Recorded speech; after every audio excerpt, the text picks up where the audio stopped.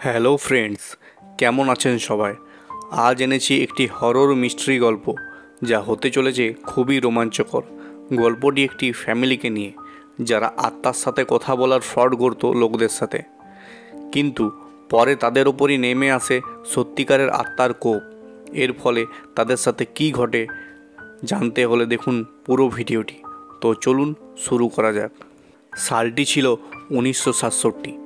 Loss অ্যাঞ্জেলেসের একটি বাড়িতে দেখি অ্যালিস নামে একটি মহিলা ছিল। ওর বাড়িতে দুজন এসেছিল। এবার ওদেরকে নিয়ে অ্যালিস টেবিলে বসে, চারিদিকে মোমবাতি জ্বলছিল। এবার অ্যালিস ওই বয়স্ক লোকটির ওয়াইফের আত্মাটিকে ডাকে আর বলে যদি আত্মাটি এখানে আছে তাহলে সে যেন মোমবাতিটি নিভিয়ে জানায়। এবার দেখি মোমবাতিটি নিভে যায়। তারপর অ্যালিস বলে আত্মাটিকে 3টি কোয়েশ্চেন করতে। লোকটি তাই করে। তখন মেয়েটি বলে এগুলো সত্যি না, বানিয়ে বলা হচ্ছে। তখন দেখি পর্দার আড়ালে কেউ দাঁড়িয়েছিল আর সে হঠাৎ করে চলে আসে। এবার এরা ভয় পায় আর চলে যায়। অ্যালিস এবার বাড়িতে ঢোকে। তখন দেখি পাওলিনা নামের একটি মেয়ে আসে। অ্যালিস ওকে বলে এরকম ভয় খাওয়ানোর কী দরকার ছিল। আসলে পাওলিনা ছিল অ্যালিসেরই মেয়ে। তারপর দেখি অ্যালিস একটি টেবিল খুলে আর সেখানে একটি ছোট্ট মেয়ে ছিল। ওর নাম ছিল ডরিস আর ও ছিল অ্যালিসের ছোট মেয়ে। এবার বুঝি যে ওরা যেটা করতো সেটা পুরোটাই সাজানো। ওদের বিভিন্ন ট্রিক্স ছিল মোমবাতি নেভানোর। এভাবে তারা লোককে দেখাতো যে তারা আত্মার সাথে কথা বলছে। তারপর দেখি রাতের সময় তারা খাওয়া সেরে শুতে যায়। তখন ডরিস ওর বাবাকে প্রে করে, কারণ ওদের বাবা মারা গেছিল। অ্যালিস ডরিসকে ঘুমোতে বলে। এবার দেখি পাওলিনা বেডরুমে ছিল আর ও জানলা দিয়ে নেমে যায় আর ও পৌঁছে যায় একটি ফ্রেন্ডের বাড়িতে। সেখানে ওরা মজা করছিল। তারপর একটি বোর্ড দেখে, বোর্ডটির নাম ছিল ওইজা। এবার পাওলিনার ফ্রেন্ডটি ওকে বলে এটা খেলতে, এটা দিয়ে আত্মাদের ডাকা যায়। এবার ওরা 4জন খেলতে বসে। তারপর কোশ্চেন করলে ওই বোর্ডটির উপর ছোট পিসটি নড়ে। ওরা জিজ্ঞাসা করে এখানে আত্মা আছে তো? ওটা বলে ইয়েস। পাওলিনা এটা মানতে চাইছিল না। ও বলে এটা কেউ হাত দিয়ে ঠেলছে। তখনই ওই ফ্রেন্ডটির মা আসে আর এরা ভয় পেয়ে যায়। তারপর দেখি অ্যালিস আসে সেখানে আর পাওলিনাকে নিয়ে যায়। পরদিন সকালে মেয়ে দুটি স্কুলে যাওয়ার জন্য রেডি হচ্ছিল। তখন সেখানে মাইকি নামের একটি ছেলে আসে আর বলে ও পাওলিনার সাথে স্কুল যাওয়ার জন্য এসেছে। এবার অ্যালিস মাইকির সাথে কথা বলে আর ওকে সাবধান করে দেয় ও যেন পাওলিনার সাথে খারাপ কিছু না করে। তারপর ওরা স্কুলে চলে যায়। তারপর অ্যালিস একটি দোকানে যায়। ওখানে ও ওই আউজা বোর্ডটি কিনে নেয়। তারপর ওদের স্কুল থেকে আনতে যায়। ওখানে ছিল ফাদার টম, যার ওয়াইফ মারা গেছিল। এবার ওরা আস্তে আস্তে বলে ফাদার টমের ওয়াইফের আত্মাকে ডাকতে। তারপর দেখি অ্যালিস ওই বোর্ডটি সেট করে, কারণ পাওলিনা বলেছিল ওই বোর্ডটির ব্যাপারে যে এবার থেকে ওটা কাজে লাগাতে পারো অন্যদের আত্মা ডাকার জন্য। এবার অ্যালিস বোর্ডটি টেস্ট করার জন্য বলে কোনো আত্মা আমায় শুনতে পাচ্ছ? তখন দেখি ওপরে ডরিস বলে হ্যাঁ, ও মার্কস, ও দেখতে পাচ্ছে আর শুনতেও পাচ্ছে। পাওলিনা তখন ভাবে ডরিস একা কথা বলছে কেন। তারপর দেখি অ্যালিস ওর হাজব্যান্ডকে জিজ্ঞেস করে সে এখানে আছে কিনা। এবার সে চলে যাওয়ার পর বোর্ডটি নিজে নড়ে আর নো লেখা আসে। এবার সেখানে ডরিস আসে আর বোর্ডটির মাধ্যমে কথা বলে। এবার ও বোর্ডটির কাঁচ দিয়ে দেখতে থাকে আর ও কিছু দেখতে পায়। পাওলিনা তখন ঘুমোচ্ছিল আর দেখি ও ঢাকাটি কেউ টেনে খুলছে আর এরকম পরপর 3বার হয়। তখন ও উঠে যায় আর ভাবে এটা ডরিস করছে, কিন্তু ডরিস ওখানে ছিল না। পরদিন সকালে দেখি ফাদার টম অ্যালিসকে স্কুলে ডাকে আর বলে ডরিসের হোমওয়ার্ক কি কেউ করে দিচ্ছে, কারণ ওর হ্যান্ডরাইটিংটি অন্যরকম। অ্যালিস ডরিসকে জিজ্ঞেস করলে বলে যে তার নিউ ফ্রেন্ড তার হাত ধরে হোমওয়ার্কটি করিয়ে দিয়েছে। ঘরে এসে দেখে ব্যাংক থেকে তাদের ঘর ছাড়া নোটিশ দিয়ে গেছে, কারণ তারা ব্যাংকের কাছে ধার নিয়েছিল। এবার রাতে ডরিস ওর দিদিকে বলে ওদের কি ঘর ছাড়তে হবে। তারপর দেখি ডরিস ওর বাবাকে ডাকে। তখন অ্যালিস আর পাউলিনা বাইরে বসে গল্প করছিল। তখন দেখি ডরিস একটি ব্যাগ ভর্তি টাকা নিয়ে আসে। এরা জিজ্ঞেস করে কোথায় পেল। তখন দেখি ডরিস ওদের বেসমেন্টে নিয়ে যায়। ওখানে দেওয়ালের ভেতরটি দেখায় আর বলে ওর বাবা নাকি বলেছে, আর টাকাগুলো আগে যাদের বাড়ি ছিল তাদের। এবার ওরা সবাই মিলে ওর বাবার আত্মাটিকে ডাকে। তারপর অ্যালিস একটি কোশ্চেন করে আর সেটার উত্তর ঠিক দিয়ে দেয়। এতে পাউলিনা ভয় পেয়ে যায় আর উঠে যায়। তখন ডরিস ওই কাঁচটি দিয়ে দেখে আর বলে ওটা দিয়ে আত্মাদের দেখা যায়। এবার অ্যালিস আর পাউলিনা বসেছিল, তখন ওরা বলে এবার থেকে ওরা এটা দিয়েই কাজ করতে পারবে আর সত্যিই আত্মার সাথে কথা বলা যাবে। তারপর পাউলিনা যখন একা ছিল, ও কাঁচটি দিয়ে দেখে আর একটি ছায়া দাঁড়িয়ে থাকতে দেখে। পরদিন ও স্কুলে যায়। সেখানে মাইকির সাথে কথা বলার সময় ওরা কিস করতে যায়। তখন ফাদার টম ওখানে চলে আসে আর পাউলিনাকে ডেকে বলে ওর বোন ডরিস স্কুল আসছে না কেন, আর ওর মা সেটার জন্য কোনো অ্যাপ্লিকেশনও দেয়নি। এবার দেখি বাড়িতে একটি মেয়ে এসেছিল। সে ওই বোর্ডটির মাধ্যমে আত্মার সাথে কথা বলে। তখন ডরিস একটি ছেলের গলায় উত্তর দেয়। তারপর রাতে যখন ডরিস ঘুমিয়েছিল, তখন ওর ঘাড়ে ব্যথা হয়। তখন ও পাউলিনার কাছে গিয়ে ওষুধ নেয়, তাও ব্যথা কমে না। এবার নিচে গিয়ে বোর্ডটিকে জিজ্ঞেস করে, কিন্তু কোনো অ্যান্সার পায় না।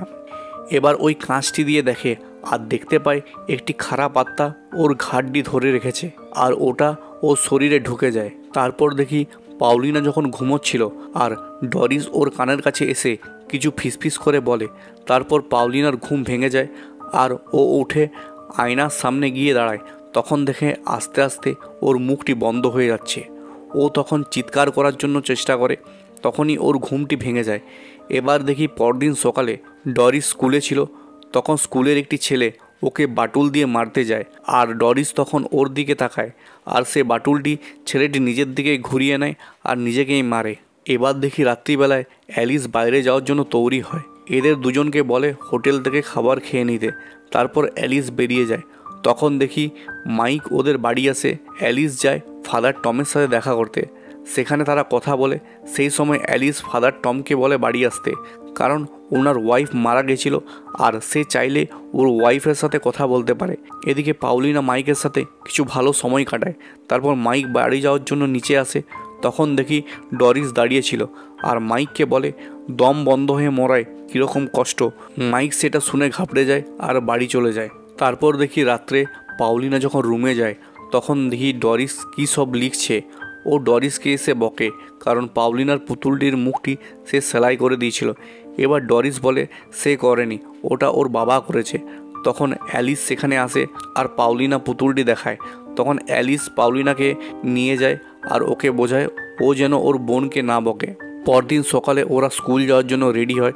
তখন পাউলিনা ডরিসের রুমে যায় বই আনতে। তখন দেখে ওই কাগজগুলি খাটের নিচে পড়ে আছে। ও ওই লেখা কাগজগুলি নিয়ে নেয়। এবার স্কুলে গিয়ে ফাদার টমকে ওই কাগজগুলি দেয়। ওগুলো পোল্যান্ডের ভাষায় লেখা ছিল। ফাদার টম তখন বলে ওখানকার একজন সিস্টারকে দেখাবে এগুলি কি লেখা আছে। এবার দেখি সন্ধেবেলায় ফাদার টম ওদের বাড়ি আসে। সবাই মিলে বসে ফাদার টমের ওয়াইফের আত্মাকে ডাকে। এবার আত্মাটি এলে ওকে বিভিন্ন প্রশ্ন করা হয় এবং সেটার উত্তর দেয়। পরে টম বলে ওদের সাথে কিছু কথা আছে। তখন ডরিস ওদের সাথে যাবো বলে, কিন্তু টম ওকে নিচে থাকতে বলে আর অ্যালিস আর পাউলিনাকে নিয়ে ওপরে যায়। ওখানে গিয়ে বলে ওই বোর্ডটির যে উত্তর দিচ্ছিল সেগুলো ভুল ছিল, কারণ তার ওয়াইফের নামটি ভুল বলেছে। তখন দেখি নিচে মাইক আসে আর ডরিস বলে ওরা উপরে আছে, একজন লোকের সাথে কথা বলছে। তোমাকে একটা ভালো জিনিস দেখাবো। আমাদের বাড়িতে অনেক খাজানা আছে, তুমি নিশ্চয়ই জানো। সেটি যদি দেখবে তাহলে আমার সাথে বাড়ির নিচে চলো। এদিকে দেখি ফাদার টম বলে ওরা হলো মন্দ আত্মা, কারণ প্রশ্নটি জিজ্ঞেস করার সময় আমি যেটি ভেবেছিলাম সেটি উত্তর দিচ্ছিল। এবার দেখি নিচে মাইককে বলে এই দেওয়ালের ভেতরে আরও অনেক খাজানা আছে। তখন মাইক হাত ঢুকিয়ে সেগুলি খোঁজে। তখন সেখানে একটি ব্যাগ পায়। ওপরে তখন টম বলে যে কাগজগুলি সে দিয়েছিল সেটা হলো মার্কস নামে একটি সেনার লেখা ডায়েরি। সে পোল্যান্ডের লোক ছিল। সে যখন এখানে এসেছিল তখন একটি ডাক্তারের সাথে তার দেখা হয়। সেই ডাক্তারটি এই বাড়িতে থাকতো। ডাক্তারটি কালো জাদু করত। সে বিভিন্ন লোককে আটকে রাখত আর তাদের মুখ সেলাই করে দিত আর তাদের শরীর কাটাকাটি করত। এবার দেখি নিচে একটি কঙ্কালের মুখ বেরোয়। তখনই ডরিস মাইকের কানে কি ফিসফিস করে বলে। ওপরে ফাদার টম বলে এই ঘরটি শুদ্ধিকরণ করতে হবে, তার জন্য বড় ফাদারকে ডাকতে হবে।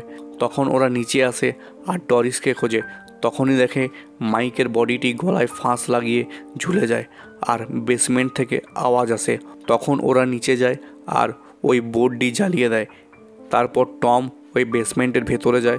ভিতরে গিয়ে দেখে সেখানে একটি রুম ছিল আর ওখানে গান বাজছিল। তারপর সেখানে কিছু অপারেশনের জিনিস দেখতে পায়। তারপর দেখে সেখানে ডরিস দাঁড়িয়ে আছে। টম ওকে জিজ্ঞেস করে তুমি কি ডরিস? সে বলে না। সে জিজ্ঞেস করে ডরিস এখানে আছে? সে বলে হ্যাঁ। তারপর টমের কাছে চলে আসে। তারপর দেখি টম বাইরে বেরোয় আর টমের ভেতরে সে আত্মাটি প্রবেশ করেছিল। এবার ওরা দৌড়ে পালাতে যায়। টম তখন অ্যালিসকে ধরে নেয় আর ওকে মারতে যায়, কিন্তু তখন টম নিজের জ্ঞানে ফিরে আসে। অ্যালিসকে দরজার মধ্যে বন্ধ করে দেয়। তখন দেখি ডরিস সেখানে আসে আর টমকে আর পাউলিনাকে মারে। এবার পাউলিনার কানে ফিসফিস করে যখন কিছু বলে তখন সেখানে অ্যালিস আসে আর ওকে থামতে বলে। অ্যালিস ডরিসকে জিজ্ঞেস করে তোমার কি চায়? সে বলে আমার শব্দ চায়। তারপর দেখে অ্যালিসকে মারে এবং টেনে নিয়ে যায়। এদিকে পাউলিনাকে দেখি ওর বাবা বেডের মধ্যে শুইয়ে দিয়েছে আর দেখে ওর বাবা বোঝাতে চাইছে যে ওই আওয়াজগুলি বন্ধ করার দরকার আছে। তখন ও নিচে যায়। নিচে অ্যালিসকে বেঁধে শুয়ে রাখা ছিল। পাউলিনা সেখানে যায় আর ডরিসের কাছে গিয়ে ওর মুখটি সেলাই করে দেয়। তখন দেখি বিভিন্ন আত্মা এসে পাউলিনাকে আটকায়। তারপর ডরিস উঠে আর ওর বাবার আত্মার কাছে যায়, কিন্তু ডরিস মারা গিয়েছিল। তখন অ্যালিস আসে আর পাউলিনার অ্যালিসের পেটে ছুরি ঢুকিয়ে দেয়। পাউলিনা তখন সেই আত্মার বশে হয়ে গেছিল। তারপর পাউলিনার যখন জ্ঞান ফিরে সে বুঝতে পারে সে ওর মাকে মেরে ফেলেছে। তারপর দেখি পাউলিনা একটি ডাক্তারের কাছে আসে। ডাক্তারটি ওর সাথে কথা বলছিল। তারপর দেখি সে একটি জেলের রুমে ছিল। ডাক্তারটি ওকে জিজ্ঞেস করে তোমার কি চাই? ও বলে আমার বোনকে চায়। তখন দেখি পাউলিনা নিজের রক্ত দিয়ে ওই বোর্ডটি বানায়। ডাক্তার যখন রাউন্ডে ছিল তখন পাউলিনার পাশে কেউ বসে থাকে। ডাক্তার যখন সেটা দেখতে যায় তখন দেখি ড্যারিস ছাদের উপরে উল্টো হেঁটে আসছে। আর এখানেই গল্পটি শেষ হয়। তো বন্ধুরা, কেমন লাগলো এই হরর স্টোরিটি কমেন্ট করে জানিও। আর যারা চ্যানেলে নতুন এসেছো তারা সাবস্ক্রাইব করে রাখো, যাতে আমি যখনই এরকম সুন্দর ভিডিও দিই তোমরাই ফার্স্ট দেখতে পাও। দেখা হবে পরের ভিডিওতে।